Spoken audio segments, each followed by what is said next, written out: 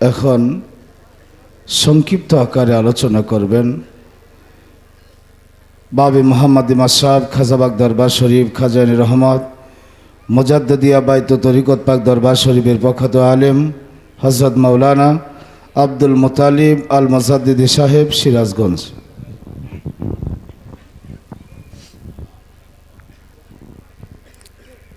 আসসালামু আলাইকুম ওয়া রাহমাতুল্লাহি ওয়া বারাকাতুহু।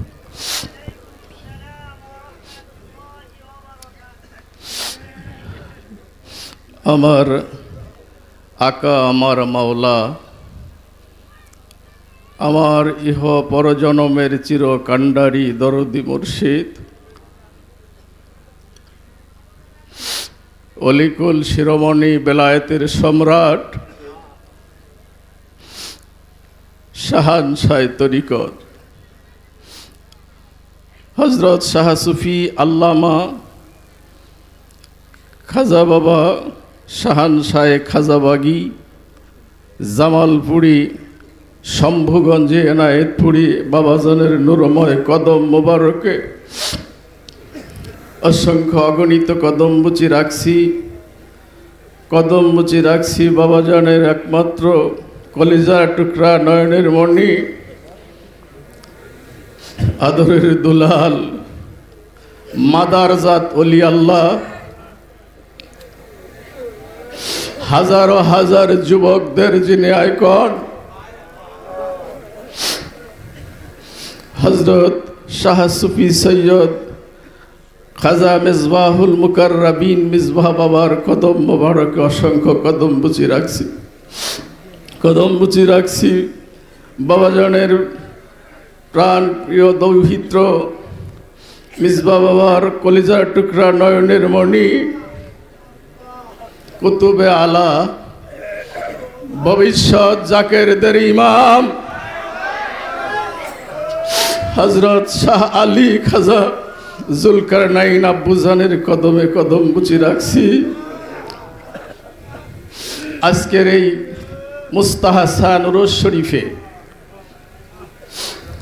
আমাদের মহান মাসুক খাজা বাবাকে ঘিরে মৌসাকের মতো চতুর্দিকে ঘিরে বসার মতন সুযোগ আল্লাহ পাক আমাদেরকে দান করেছেন। আমরা সেই মহান আল্লাহর দরবারে শুকর আদায় করি, যিনি যেখানে আছেন একটা জবানও বন্ধ না রেখে কালেমাত শুকর আদায় করি, সবাই পড়ি আলহামদুলিল্লাহ। আমার নূরময় নবীজির পবিত্র রওজায়ে আতহার সোনার মদিনায় মধুর কণ্ঠে দরুদ পাঠিয়ে দেই, পড়ুন আল্লাহুম্মা সাল্লি আলা মুহাম্মাদ ওয়া আলা আলি সাইয়্যিদিনা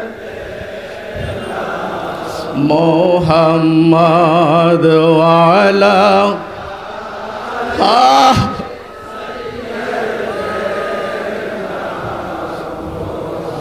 আল্লাহ চেন নবী মানো ভাইরে উপায় নাই, আল্লাহ মানো মুর্শিদ চেন ভাইরে উপায় নাই। কোন দিন জানি আজরাইলে লইয়া, কখন জানি আজরাইলে লইয়া যায়। আল্লাহ হুম্মা সাল্লি মুহাম্মাদ ওয়া আলা আলি সাইয়্যিদিনা। প্রাণের ভাইরা আমার, এই মঞ্চে দাঁড়িয়ে মনিবের সামনে গোলামের কথা বলার মতো কোনো সাহস নাই, কথা বলার মতো কোনো যোগ্যতা ভাষা জ্ঞান আমার মধ্যে নাই। মনিব হুকুম করেছেন গোলামকে কিছু বলার জন্য নবীজি সাল্লাল্লাহু আলাইহি ওয়াসাল্লামের পবিত্র হাদিস শরীফ মুজিজাতুল আম্বিয়া হাক্কুন কারামাতুল আউলিয়া হাক্কুন, নবীদের মুজিজা বরহক সত্য, আল্লাহর ওলিদের কারামাত বরহক সত্য। যারা বিশ্বাস করে তারা মুমিন, অবিশ্বাসী কাফের। নবীজির মুজিজাকে কাফের বিশ্বাস করে নাই। আল্লাহর ওলিদের কারামাত মুনাফিক, ফাসিক, ওহাবিরা বিশ্বাস করে না। যারা বিশ্বাস করে তারা হলো মুমিন। জোরে কোন ঠিক কিনা? এটাই আমি আমার বাবাজানের বাস্তব কিছু কারামত বলি, কারণ যে ঘটনাগুলো, যে কারামতগুলো বারবার মনে জাগে, বারবার মনে উদয় হয়, কারণ যেটা বাস্তব জিনিস ওটা ভোলা যায় না। আমি মঞ্চ কয়েকবার আমার বড় ভাইয়ের একটা ঘটনা বলেছি। অনেকেই জাকেররা মনে করেন যে বারবার এই ঘটনাটাই বলে, কিন্তু এই ঘটনার ভিতরে আমি সব সময় আমার খাজা বাবার সেই বেলায়েতের হাত দেখতে পাই। কারণ আজকে আব্বাজান আমাকে সংক্ষিপ্ত আকারে যে ঘটনাটা আপনারা জানেন, তারপরে অনেকেই শুনেছেন, আব্বাজান হুকুম করেছেন। আর আজকে সেই বাস্তব যার ঘটনাটা বলি, আজকে সে আমার বড় ভাই মোহাম্মদ আলী জিন্না বাইদানি টেদিগাস। তিনি মঞ্চে আছেন, একটু দোয়া এদিকে একটু আস।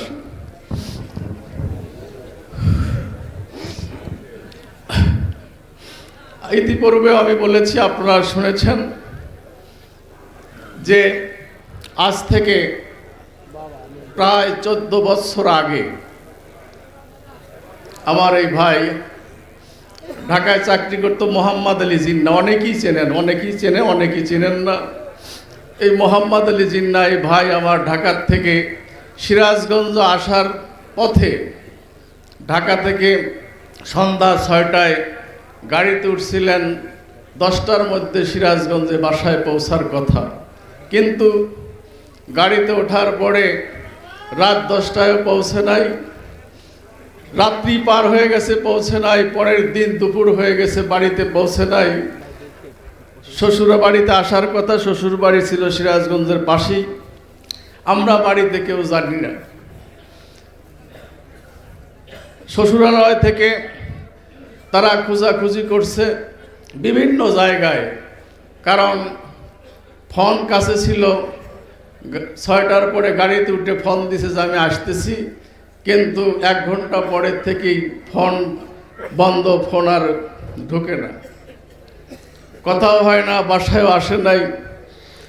দুপুর পর্যন্ত খোঁজার পরে যখন না পেয়ে আমার ভাবি তখন বাড়িতে ফোন দিছে, ফোন দিয়া বলল যে আপনার ভাইকে পাওয়া যায় না। বিস্তারিত ঘটনা খুলে বললেন।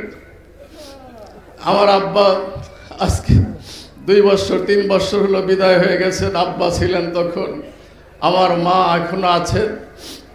আব্বা মা খবর শুনে পাগল হয়ে গেল, কারণ তার বড় সন্তান এই জিন্না। বাবা খুব আদর করতেন, বাবা খুব ভালোবাসতেন এই জিন্নাকে। আমার আব্বা বললেন যে তোমরা কোথায় খোঁজো, কোন জায়গায় তোমরা খুঁজতেছো, খুঁজে কি হবে? তোমরা খুঁজো না, কারণ আমার তো মুর্শিদ আছে, আমার অভিভাবক আছে, দুঃখ বেদনা বলার জায়গা আছে।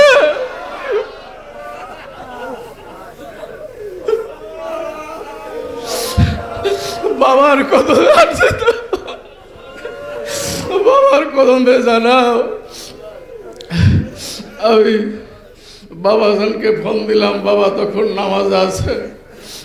আম্মাজান ফোন রিসিভ করে বললেন তোমার বাবা নামাজে আছে, পরে কথা বল। বাবা নামাজ থেকে যখন ভিতরে গেলেন, প্রায় আবার 1 ঘন্টা পরে আবার আমি ফোন দিয়ে বললাম আব্বাজান, জিন্না ভাইকে তো পাওয়া যায় না, ঘটনা খুলে বললে। আব্বাজান ফোন রিসিভ করে বললেন কি বলো, জিন্নাকে পাওয়া যায় না? আমি বললাম বাবা পাওয়া যায় না, এই অবস্থা। বাবা কয়েকটা মিনিট ফোন কাটলেন না, কোনো কথাও বললেন না। আমি অবাগা, বাবার কি বলবেন এই অপেক্ষা আছি। বাবা জান বলতেছেন মোতালেব জিন্নাকে বাড়ির পাশের রাস্তায় খুঁজতে বল, বাড়ির পাশের রাস্তায় যেতে বলো, ওখানে খোঁজো।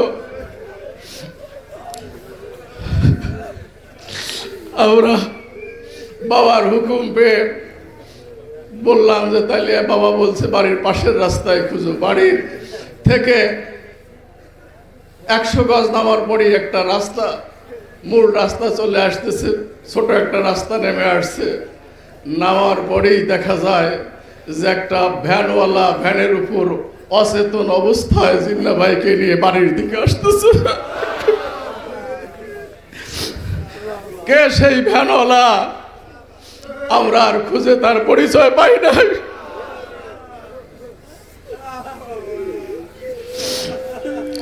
ভাইয়ের যখন প্রায় আসরের নামাজের পর 22 ঘন্টা অতিবাহিত হয়ে গেছে, বলছে যে আমি গাড়িতে ওঠার পরে আমাকে একটা ডিম খাওয়ানো হয়েছিল, ডিম কিনে খাইছিলাম, ডিম খাওয়ার পরে কি হয়েছে আমি জানি না, কিন্তু কিছুক্ষণ আগে 20-22 ঘন্টা পরে জ্ঞান ফেরার একটা ভাব আসে, চোখ মাঝে মাঝে মেলে, মাঝে মাঝে বন্ধ হয়ে যায়। বলতেছে আমি কিছুক্ষণ আগে দেখলাম, চোখ মেলে দেখি যে লেখা আছে দিনাজপুর। দিনাজপুরের গাড়িতে উঠছিল, কিছুক্ষণ আগে দেখছি দিনাজপুর, আর কিছুক্ষণ পরে আমার কেবলা জান বলতেছে বাড়ির রাস্তায় খুঁজো। এটা সেই বেলায়েতের হাত, যে বেলায়েতের হাত সারা বিশ্বব্যাপী, যেই বেলায়েতের হাত আরো আজিম পর্যন্ত পৌঁছে যায়, সেই বেলায়েতের হাত খাজা বাবা, খাজা বাবি জামালপুর।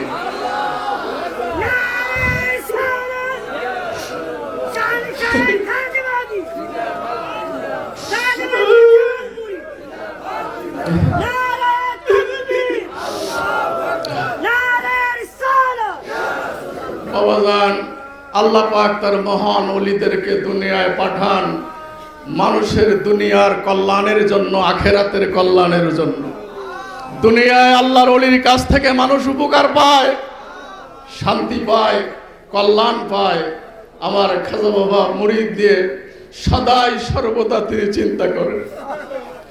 দয়াল নবীজি যেমন সারাটি জীবন উম্মতের ব্যথায় কেঁদেছেন, আমার খাজা বাবার প্রতিটা মুহূর্ত মুরিদ নিয়ে চিন্তা করেন। কোন মুরিদ কি ব্যবসা করতেছে, কোন মুরিদের সন্তান হয় না, কোন মুরিদ বিপদে আছে।